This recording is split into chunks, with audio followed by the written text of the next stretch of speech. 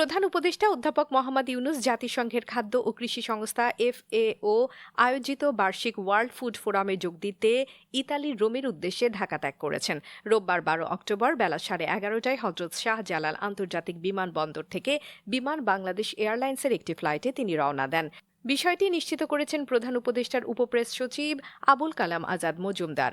সফরসূচি অনুযায়ী অধ্যাপক ইউনুস ফোরামের মূল অধিবেশনে আমন্ত্রিত অতিথি হিসেবে ভাষণ দেবেন।